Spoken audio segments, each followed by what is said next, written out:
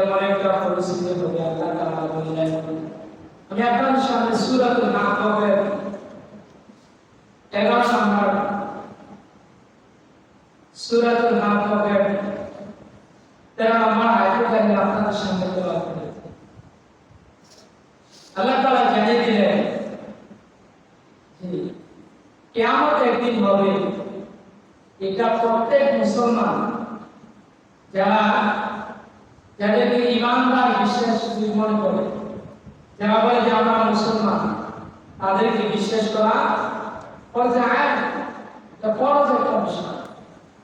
কোন মুসলমান যদি বলে যে আসলে আমাদের মধ্যে কিছু না, তার ঈমান থাকবে। যারা আকিদার উম্মাহ, তারা বিশ্বাস করে যে আমাদের একদিন বিচার হবে কিনা, সঠিক ফয়সালা আছে। আল্লাহ তাআলা জানিয়ে দিলেন فإذا نفخ في الصور نفخة واحدة ইসরাফিল আলাইহিস সালাম একদিন সিংহার মধ্যে একটা মাত্র ফুঁক দিবেন। কয়টা ফুঁক দিবেন? একটা ফুঁক দিবেন। আল্লাহ বলেন চারজন প্রধান ফেরেশতা আছেন, জিবরাইল, মিকাঈল, আজরাইল এবং ইসরাফিল। চারজনের মধ্যে অন্যতম কে? হযরত ইসরাফিল আলাইহিস সালাম। যার কাজ, তিনিকে আল্লাহ তাআলা সৃষ্টি করার পরে তাকে সিংহে দিয়ে আল্লাহ তাআলা দিয়েছেন। কি দিয়েছেন? সিংহে দিয়েছেন। আল্লাহ রাব্বুল আলামিন সূরাতুল আহকাফের মধ্যে জানিয়ে দিলেন ইসরাফিল আলাইহিস সালাম মাত্র সিংহের মধ্যে যখন একটা ফুঁক দিবে, সাহাবায়ে কেরাম বললেন, কুলতু ইয়া রাসূলুল্লাহ ইয়া হাবিবাল্লাহ হাল নাফাতুল ওয়াহিদা, বলো বিজি সিংহে ফুঁকের জিনিসটা কি? নবীজিকে প্রশ্ন করলেন, ইসরাফিল আলাইহিস সালাম তো সিংহে ফুঁক দিবেন, ফুঁকের দেওয়ার অর্থ কি? এটা ব্যাখ্যা করেছেন হযরত ইবনে আব্বাস রাসূলের কিসসা। তাফসীর ইবনে আব্বাসের মধ্যে এসেছেন সিংহা হচ্ছে, আমরা যেগুলো সাধারণত বার্ষিক আপনারা ছিলেন উঠতে, এটার মতো না। সিংহাটা এমন ভাবে আল্লাহ তাআলা তৈরি করছেন যে এটা সাত আসমান এবং সাত জমিনের দিকে তাকানো। কোথায়? সাত আসমান, সাত জমিনের দিকে মুখ। এটা বর্ণনা করেছেন ইমাম রাজি এবং ইমাম কুতুবী। তার তাফসীর কুতুবীর মধ্যে বর্ণনা করেন যে সিংহা ফুঁকটা এমন হবে, এমন শীতল হবে সিংহা ফুঁকের জায়গা, চুল, অর্থাৎ আমাদের মাথায় যে আমরা চুল দেখি, তিনটা চুল একত্রিত করলে কতটুকু জায়গা হবে? তিনটা চুলের জায়গা কতটুকু হবে? বেশি না কম? তাফসীর ইমাম কুতুবী রাহমাতুল্লাহ আলাইহি তার তাফসীর কুতুবের মধ্যে এসেছে এই এত চিকন জায়গা থেকে ইসরাঈল আলাইহিস সালাম একটা ফুৎকার দিলেন। ইমাম কুতুবী বর্ণনা করেন যে পৃথিবীতে তো অনেক মানুষ থাকবে কিয়ামতের আগে, কিন্তু তাদের অবস্থা কি হবে? রাসূল সাল্লাল্লাহু আলাইহি সাল্লাম বর্ণনা করেছেন, ইমাম কুতুবী তার তাফসীর কুতুবের মধ্যে এসেছে একটা ফুৎকার দেওয়ার কারণে পৃথিবীর মানুষগুলো যারা জীবিত থাকবে সকল মানুষের প্রথম ফুৎকারের কারণে সবাই মারা যাবে। তা দুনিয়ার মধ্যে যা কিছু আছে, গাছপালা, সকল কিছু মারা যাবে, দুনিয়াতে কোনো জিনিস থাকবে না। এমনিভাবে একদিন পরে ইসরাঈল আলাইহিস সালাম আবার যখন 40,000 বছর, অনেকে বর্ণনা করেছেন 50,000 বছর পর দ্বিতীয় যখন ফুৎকার দেওয়া হবে, আল্লাহ তাআলা সূরাতুল আহকাফের মধ্যে বর্ণনা করেন ওয়াহুবিলাতিল আরদু ওয়াল জিবাল ফাদুক্কাতা দাক্কাতাও ওয়াহিদা। তারপরে মানুষগুলোর অবস্থা এমন হবে, আমরা যাচ্ছি যে জমিনের মধ্যে হাঁটা চলাচল করি, এই জমিটা উঁচু নিচু কিনা দেখছো না? উঁচু নিচু, পাহাড় পর্বত সকল কিছু আছে। আল্লাহ তাআলা জেনে দিলেন ওয়াহুবিলাতিল আরদু ওয়াল জিবাল, এই যে জমিনের মধ্যে আমরা চলাচল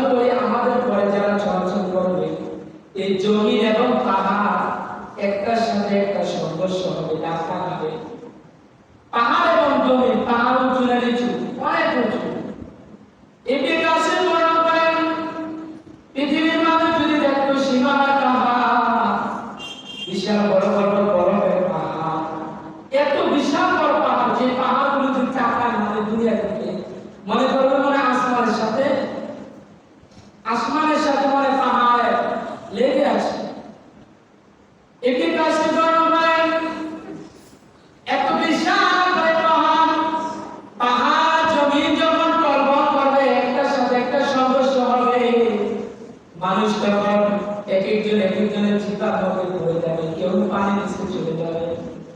তখন আল্লাহ তাআলা বলেন, তখন কি অবস্থা হবে? আল্লাহ তাআলা কোন জায়গার মধ্যে বলেন, ইদা সামাউ ফাতারাত, তখন আকাশ থেকে যে আমরা আকাশ দেখতেছি, সেই আকাশ এক এক করে বরফের মতো গলতে থাকবে, শুধু চাকা পড়তে থাকবে। আকাশ এবং জমিন যখন সংঘর্ষ হয়ে যাবে, ওয়াইদাল কাওয়াকিবু মুনতাসারাত, এক লক্ষ দুই লক্ষ যত করে আমাদের তারকারাজি, এক একটা তারকারাজি জমিনের মধ্যে পড়তে থাকবে। বৃষ্টির পড়া যেমনি ভাবে পড়ে, তখন আকাশে যেভাবে পড়তে থাকবে। ওয়াইদাল কাওয়াকিবু মুনতাসারাত ওয়াইদাল বিহারু ফুজিরাত। আমরা যে আজকে কক্সবাজার যাইতে সাগর দেখি, কক্সবাজার সাগর না, পৃথিবীর যত আটলান্টিক মহাসাগর থেকে শুরু করে পৃথিবীর প্রতি যত সাগর আছে, এই 3 ভাগ পানি 1 ভাগ জমি, সকল পানিগুলা জমিনের সাথে একটার সাথে সংঘর্ষ হবে। এত উত্তাল ঢেউ আসবে, পৃথিবীর মধ্যে কোনো মাটির অস্তিত্ব থাকবে না। এখন প্রশ্ন করবেন, হুজুর তাহলে মানুষগুলা কি করবে যদি উত্তাল হয়ে যায়? ইসরাঈল আলাইহিস সালাম 50,000 বছর এইভাবে পার হবে। তখন ইসরাঈল সালাম আরেকটা সিংহের মধ্যে ফুটকা দিবেন। দ্বিতীয়বার যখন সিংহে ফুট দিবেন, তারপর আল্লাহ তাআলা জানিয়ে দিলেন, ওয়াইদাল কুবুর ওয়াসিরাত, তখন আবার জমিন, সাগর, পাহাড়, নদী সকল কিছু মিলে একটা সমতল একটা ভূমি হয়ে যাবে, এক সমান জমি হবে। তখন কবরের লাশ বলে এক এক করে সবাই উঠবে, সবাই মারা যাবে। তখন কোনো গাছ গাছালি কোনো জিনিস থাকবে না। তখন পুরো পৃথিবী কি আসমান জমি ভেঙে চুরমার হয়ে এক সমান হয়ে যাবে। আল্লাহ তাআলা এটা জেনে দিলেন, ফায়াউমাইযু ওয়াকআতিন ওয়াকিআ, ও দুনিয়ার মানুষ, ওই দিনটার নামই হচ্ছে কিয়ামতের দিন। এই দিনটার সম্মুখে আমরা হব কিনা? আমরা এখানে যারা আছি এই দিনের সম্মুখে হতে হবে কিনা? আল্লাহ তাআলা জেনে দিলেন, পৃথিবীর মানুষের এমন যখন পরিস্থিতি হয়ে যাবে, ওয়া মুশাক্কাতিস সামাউ ফাহিয়া ইয়াওমাইযিন ওয়াহিয়া, আকাশ আর জমিন, পৃথিবী আসমান জমিনের কোনো জিনিস থাকবে না, শুধু একমাত্র শুধু ভূমণ্ডল হাসরের ময়দান কায়েম হবে। তখন মানুষ কোনো আকাশ কোনো জিনিস দেখবে না। এখন তাহলে যদি দুনিয়ার মধ্যে আকাশের মধ্যে কিছু না, তাহলে ফেরেশতারা পড়ে যাবে। আল্লাহ তাআলা জেনে দিলেন, ওয়ালাহু আলা আরজাইহা ওয়া ইয়াহমিলু আরশা রাব্বিকা ফাওকাহুম ইয়াওমাইযিন সামানিয়া। আল্লাহ তাআলা পৃথিবী, আকাশ এবং জমিনের মধ্যে যত ফেরেশতা থাকবে, সকল ফেরেশতারা শেষ হয়ে যাবে। মাত্র 8 জন ফেরেশতা। কয়জন? 8 জন ফেরেশতা আল্লাহ তাআলা সিংহাসন আরশে আজিম বহন করবে। আর দুনিয়ার মধ্যে আল্লাহ ছাড়া আর 8 জন ফেরেশতা ছাড়া কেউ না, সবাই হাসরের ময়দানে। আল্লাহ তাআলা তখন এমন একটি এলাকা হয়ে যাবে, তখন রব্বুল আলামিন এক এক করে 8 জন ফেরেশতা তারা শেষ হয়ে যাবে। তখন আল্লাহ তাআলা জাহান্নামে যে ফেরেশতা আল্লাহ তৈরি করলেন, মালিক, জাহান্নামের সর্দার ফেরেশতার নাম কি? মালিক। মালিক ফেরেশতা দেখবেন, আল্লাহ তাআলা জেনে দিলেন, মালিক, আপনি যে হাসরের ওয়াদা দিয়েছেন, এই হাসরের ময়দান তো কায়েম হয়ে গেল, এখন আমাদের কি করতে হবে? তখন আল্লাহ তাআলা ওয়াদা দিলেন, জিবরাইল আলাইহিসসালামকে পাঠাও, আরশে আজিমের মধ্যে পাঠাও, দেখো আমি এখন হিসাব কাজ শুরু করব। তখন মানুষগুলা এই হাসরের ময়দান যখন কায়েম হবে, তখন মানুষের ইবনে কাসির রাহমাতুল্লাহ আলাইহি বর্ণনা করেন, মানুষের 3টা সূরত হবে। কয়টা সূরত? 3টা সূরত, এবং মানুষ 3টা দলে বিভক্ত হবে। বাবা আদম আলাইহিস সালাম হতে কিয়ামত পর্যন্ত কয়টা দল হবে? হাসরের ময়দানে কয়টা দল? 3টা দল। সূরত কয়টা?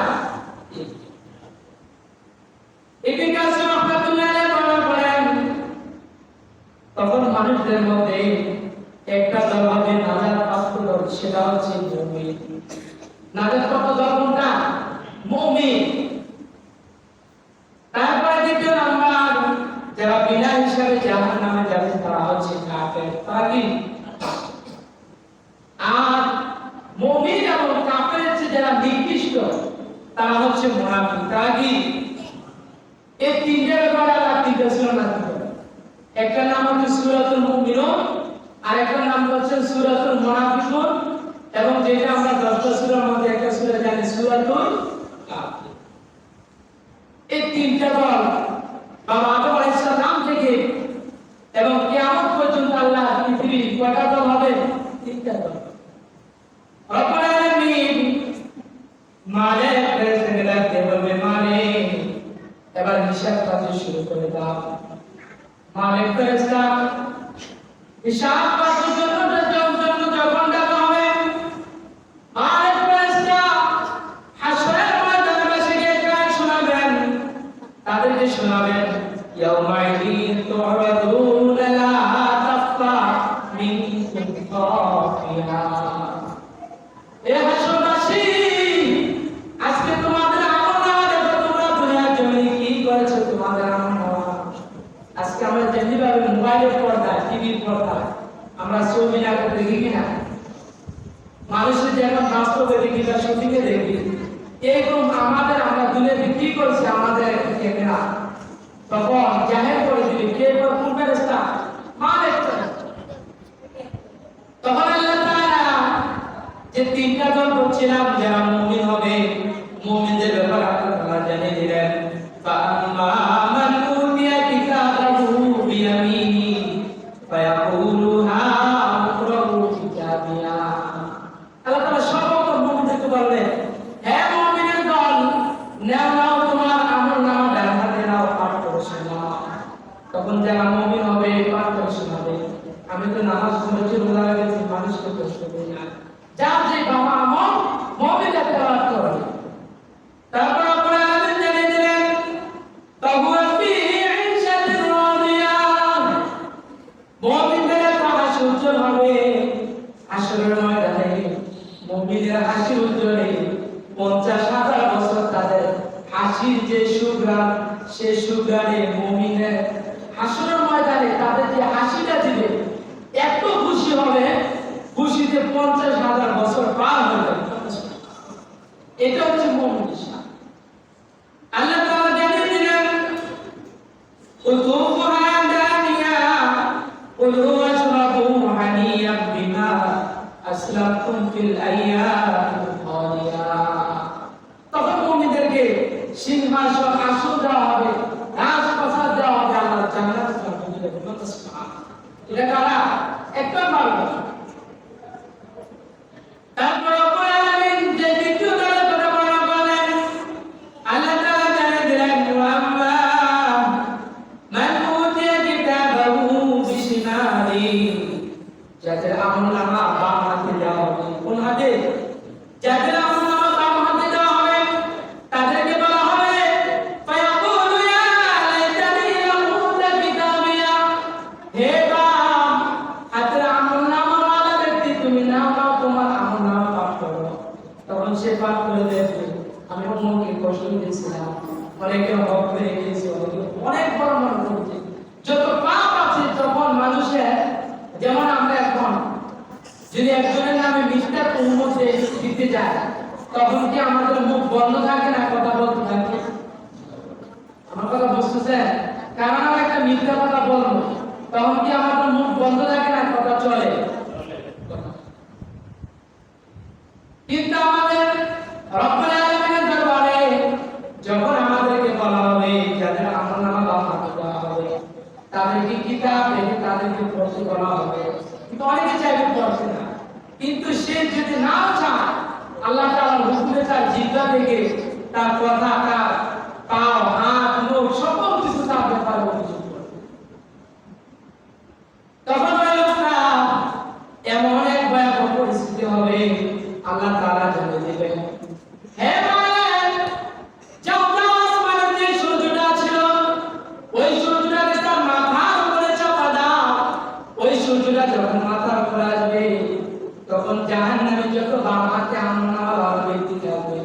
সকল মানুষগুলা কাদের দুনিয়ায় শুধু বেড়াতে থাকবে, কোনো ব্যক্তি না। আর যারা জান্নাতে প্রবেশ করবে, আল্লাহ তাআলা জানিয়ে দিলেন যারা জান্নাতে যাবে তখন জান্নাতের চাবিকাঠি কে খুলবে? তখন এক এক করে মানুষগুলো দৌড়াতে থাকবে, দৌড়াতে গিয়ে এক পর্যায়ে মাকামে মাহমুদে চলে যাবে। বাবা আদম সালাম দেখবেন ওই জায়গায় নবী মুসা আলাইহিস সালাম, নবী ঈসা আলাইহিস সালাম, সকল নবী ওই জায়গায় থাকবে। সবাই শুধু ইয়া রাসূল করতে থাকবে।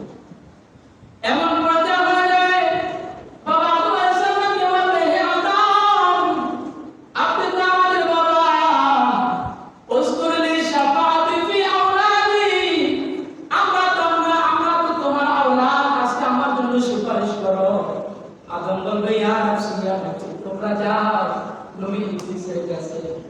এক এক করে পাঠাতে তখন তারা পাঠায় দিবে নবী, আমাদের নবী শেষ নবী, আখরি জামানার আমাদের শেষ নবী। তখন তিনি নবী ঈসা আলাইহিস সালামের কাছে পাঠায় দিবেন। নবী ঈসা বলবে, আমাকে তো জেরুজালেমের লোকেরা তারা আমাকে খোদাই মনে করছিল, অর্থাৎ আল্লাহ পুত্র মনে করছে। না জানি আল্লাহ আজকে এই আযাবের কারণে আমাকে কোথায় যাবে নিজেও জানি না। এমন এক পরিস্থিতি হয়ে যাবে তখন নবী মুহাম্মদ রাসূলুল্লাহ সাল্লাল্লাহু আলাইহি সাল্লাম ওই মাকামে মাহমুদের মধ্যে সিজদা করে যাবে। আর সিজদার মধ্যে যখন পড়ে থাকবে তখন আল্লাহ তাআলা ডাক দিবেন, ইরফা রাসাক হাবিব, আপনি মাথা উঠান, আপনি কি চান? তখন আমি বলবে, তোমারই দেখো তো হাসরের ময়দানে এতগুলা মানুষ, এত উম্মত, আমার এত উম্মত আছে, আমি কিভাবে নবী জান্নাতে যাব? তো নবী যখন জান্নাতে যাব তখন নবী সাল্লাল্লাহু আলাইহি সাল্লামকে আল্লাহ তাআলা পাঠায়, যখন নবী মাথা উঠাবে, মাথা উঠে শুধু আল্লাহ তাআলার প্রশংসা করবে। দুনিয়ার মধ্যে যত আমল করেছিল সকল কিছু আল্লাহর কাছে 40,000 বছর আল্লাহর কাছে প্রশংসা করবে। আল্লাহ তাআলা বলবে, হাবিব, আপনি যা চান আমি আল্লাহ তাআলা খুশি করব, আপনি কি চান বলেন। তখন নবী মুহাম্মদ রাসূলুল্লাহ সাল্লাল্লাহু আলাইহি সাল্লাম বলবে, মালিক, আমি আমার উম্মতদেরকে নিয়ে শুধু জান্নাতে চাই। তখন রাসূল বলবে, আপনার উম্মত কারা, তাদের পরিচয় কি? নবী সাল্লাল্লাহু আলাইহি সাল্লাম 1,500 বছর আগে এই কথা আমাদেরকে জানিয়ে দিলেন, কুনতু খায়রা উম্মাতিন উখরিজাত লিন-নাসি তা'মুরুনা বিল মা'রুফ ওয়া তানহাউনা আনিল মুনকার। 1,000 বছর আগে আমাদেরকে কোরআন আয়াত শিখিয়েছে। রাসূল জানিয়ে দিলেন কাকে আমাদের শাফাআত করবে। তাদের মধ্যে রাসূল বলেন, কুনতু খায়রা উম্মাতিন উখরিজাত লিন-নাস, যারা আখির নবীর উম্মত হবে তারাই হচ্ছে শ্রেষ্ঠ উম্মত। কন্যা সুবহানাল্লাহ। তাদেরকে নবী সুপারিশ করবেন যারা আখির নবীর উম্মত। এখন প্রশ্ন হচ্ছে, রাসূল যে শাফাআত করবেন মাকামে মাহমুদ থেকে, তাহলে আখির নবীর উম্মত কারা? রাসূল জানিয়ে দিলেন, আল্লাহ তাআলা কোরআনে স্পষ্ট বললেন, খায়রা উম্মতি উখরিজাত লিন-নাস তা'মুরুনা বিল মা'রুফ, যারা দুনিয়ার জমিনে মানুষগুলোকে সৎ কাজ, ভালো কাজ করতে যারা আদেশ করে বেশি বেশি মানুষকে, রাসূল বলছেন তারাই হচ্ছে আমার উম্মত। সুবহানাল্লাহ। ওয়া তানহাউনা আনিল মুনকার, এবং আমার উম্মতের মধ্যে প্রকৃত উম্মত তারা যারা খারাপ কাজ করতে চায়, অশ্লীল কাজে লিপ্ত হতে চায়, সমাজকে বিভ্রান্ত করতে চায়, তাদেরকে বাধা যারা দিতে জানে, তারাই হচ্ছে আমার উম্মত। এখন যে সমস্ত লোকেরা চুপ করে থাকে, সৎ কাজও কথা বলে না, অসৎ কাজও বাধা দেয় না, তারা কি আখির নবীর উম্মত নাকি সুরত মুসলমান? শুধু লেবাসে আমরা মুসলমান। রাসূল এই আয়াত থেকে শিক্ষা দিচ্ছেন। ইমাম কুতুবী তার তাফসীর কুতুবের মধ্যে বর্ণনা করেন, এই আল্লাহ রাব্বুল আলামিন কোরআনুল কারীমে আলহামদু থেকে সূরাতুন নাস মিনাল জিন্নাতি ওয়ান নাস, তার মধ্যে থেকে একটা আয়াত আছে, কুনতু খায়রা উম্মাতিন উখরিজাত লিন-নাস। নাস তা'মুরুনা বিল মা'রুফ ওয়া তানহাউনা আনিল মুনকার। যে কোনো সমাজের মানুষ যদি এই একটা এর উপর আমল করে তাহলে এই সমাজের মানুষ গ্যারান্টি করতে পারে যে আমাদের সমাজটা একটা আদর্শ। রাসূল বলেন, ইমাম কুতুবী বর্ণনা করেন কিভাবে এটা হবে। ইমাম কুতুবী রাহমাতুল্লাহ আলাইহি তাফসীর কুতুবের মধ্যে বর্ণনা করেন কোন একজন আল্লাহ তাআলা পৃথিবীর মধ্যে আল্লাহ তাআলা যে বললেন কুনতু খায়রা উম্মাতিন উখরিজাত লিন-নাস, যে যারা আখির নবীর উম্মত তারাই শ্রেষ্ঠ উম্মত। শ্রেষ্ঠত্ব তাহলে আমাদের কোথায়? অনেকে বলে আমার তো টাকা নাই, টাকা পয়সা বা অর্থ সম্পদ, অনেকের বাড়ি আছে, বিল্ডিং আছে, তাহলে তার সাথে আমি পারবো না। আল্লাহ তাআলা বলেন না না, বাড়ি আর বিল্ডিং দৃষ্ট বড় নয়। রাসূল সাল্লাল্লাহু আলাইহি ওয়াসাল্লাম বর্ণনা করেন প্রত্যেকটা মানুষকে আল্লাহ তাআলা পৃথিবীর বুকে একজনকে মন্ত্রী ম্যাজিস্ট্রেট, একজনকে তার পৃথিবীর মধ্যে সবাইকে যারা আখির নবীর উম্মত প্রত্যেককে আল্লাহ তাআলা শ্রেষ্ঠত্ব দিয়ে দুনিয়াতে পাঠাইছেন। এখন বলবেন কিভাবে এটা? হয়তো কাউকে রব্বুল আলামিন রাষ্ট্র পরিচালনা করার জন্য নায়ক বানাইছেন, প্রেসিডেন্ট মন্ত্রী বানাইছেন, কাউকে এমপি, কাউকে চেয়ারম্যান, কাউকে মেম্বার, কাউকে হয়তো আল্লাহ তাআলা তিন চারটা বাড়ির একজন। কিন্তু প্রত্যেকটা মানুষকে যে আল্লাহ তাআলা এক একটা ঘরের রাহবার, এক একটা ঘরের পথ প্রদর্শক, নেতা হিসেবে প্রেরণ করছেন, এটা কি কেউ অবিশ্বাস করতে পারবে? পারবে? কথাটা আমার সাথে পারবে কেউ? ইমাম কুতুবী বর্ণনা করেন প্রত্যেকটা লোক যদি মনে করে আমি আখির নবীর উম্মত, তাহলে সেই ব্যক্তি যদি তার ফ্যামিলি থেকে যদি আওয়াজ দেয়, তার ছেলে এবং মেয়ে যদি খারাপ কাজ থেকে বাধা দেয়, আর সরকারের জন্য যদি একটা বাবা, একটা মা যদি তার ছেলে এবং সন্তানকে যদি ভালো কাজের জন্য আদেশ করে এবং খারাপ কাজ থেকে যদি একজন মা বাবা ঠিক রাখে একটা ফ্যামিলিকে, তাহলে এমনিভাবে প্রত্যেকটা ফ্যামিলির মা বাবা যদি দায়িত্ব পালন করতো, তাহলে সমাজে কি কোনো উশৃঙ্খল থাকতো? কোনো স্কুল থাকতো? বাদ চুগলখড়ি কিভাবে শেখায় থাকতো? রাসূল বলছেন এই জন্য প্রত্যেকটা মানুষকে আমাকে আল্লাহ তাআলা নেতা বানাইছেন, কিন্তু এই নেতৃত্ব আমার কোথায়? যদি আমি সমাজ পর্যায়ে না পারি, আমি আমার ফ্যামিলিকে যদি আমি সংশোধন করতে পারি, তাহলে একটা ফ্যামিলি ঠিক, এমনিভাবে যদি আমার ভাই ঠিক হয়ে যায়, চারটা ফ্যামিলি যদি ঠিক হয়, একটা বাড়ি ঠিক হয়ে যায়। এমনি যদি একটা বাড়ি ঠিক হয়, এমনিভাবে একটা গ্রাম যদি পরিপূর্ণ ঠিক হয়ে যায়, তাহলে ওই সমাজে কি আল্লাহ রহমত আসবে না গজব আসবে? রহমত আসবে। রাসূল বলেন কুনতু খায়রা উম্মাতি উখরিজাত লিন-নাস তা'মুরুনা বিল মা'রুফ ওয়া তানহাউনা আনিল মুনকার। মানুষদের মধ্যে তারা শ্রেষ্ঠ উম্মত। যদি প্রত্যেকটা মানুষ তার দায়িত্বকে পালন করে তার ফ্যামিলিকে ঠিক করে, তাহলে কোনো রাষ্ট্রের মধ্যে, কোনো গ্রামের মধ্যে খারাপ কাজ হবে না। আর যদি খারাপ কাজ না হয়, যদি ভালো কাজ হয়ে যায়, তারাই হয়ে যাবে আখির নবীর উম্মত। সুবহানাল্লাহ। এইটার কথা রাসূল বর্ণনা করেছেন। তখন আল্লাহ তাআলা 40,000 বছর যখন পার হয়ে যাবে, এই সৎ কাজে আদেশ দেওয়াওয়ালা ব্যক্তিগুলা, অসৎ কাজে নিষেধ করাওয়ালা ব্যক্তিগুলাকে আল্লাহ তাআলা হবে। কিন্তু যখন মাথা ওঠানোর জন্য আল্লাহ বলবেন ইফাওয়াসা হাবিবা কি মাথা উঠান, তখন হাবিব সাল্লাল্লাহু আলাইহি সাল্লাম দেখবেন ওয়ালা তাকুলুন নার ওয়াহুজুরাহুম। কোনা সুবহানাল্লাহ। রাসূল দেখবেন, রাসূলকে প্রশ্ন করা হলো, আমাদের যেটা হলো আপনারা আখির নবীর উম্মত, আপনি কিভাবে চিনবেন? রাসূল বলেন ওয়ালা তাকুলুন নার ওয়াহুজুরাহুম।